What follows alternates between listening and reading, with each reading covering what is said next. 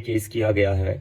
तो एक बात तो ये है कि अगर आप केस कर रहे हो गाली देने के लिए, तो उन बीजेपी के आईटी सेल पर कब केस किए जाएंगे जो इतने सालों से लड़कियों को गंदी गंदी गालियां ऑनलाइन दे रहे थे, क्या क्या शब्द इस्तेमाल नहीं कर रहे थे वो लड़कियों के लिए, कहीं पर कहीं से भी वो इज्जत नहीं कर रहे थे लड़कियों की। और वो लोग प्राउडली अपने बायो में लिखते थे फॉलोड बाय पीएम मोदी। ऐसे लोगों ने लड़कियों को गंदी गंदी गालियां दी है, उनके ऊपर केस कब होंगे? और बात बस बीजेपी आईटी सेल तक नहीं है, इनके मेंबर ऑफ पार्लियामेंट जो है रमेश बिधूड़ी जी, उन्होंने किन शब्दों का इस्तेमाल किया था एक फेलो मेंबर ऑफ पार्लियामेंट के लिए सबको याद है। यूपी के जो सीएम है योगी आदित्यनाथ, उनका एक वीडियो भी आया था जहां पर जो एनआई का कैमरा पर्सन था उसके लिए भी उन्होंने गालियां दी थी।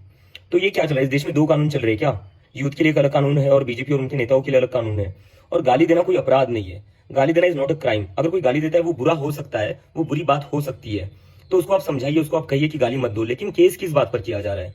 अगर गाली देने पर केस करना पड़े तो सबसे ज्यादा केसेस जो होंगे वो बीजेपी आईटी सेल पर होंगे, क्योंकि सबसे ज्यादा औरतों को गंदी गंदी गालियां उन्होंने ही दी है, और बीजेपी के नेताओं पर होगी जिन्होंने इतनी गंदी गालियां इतने सालों से दी और पार्लियामेंट के अंदर भी दी है।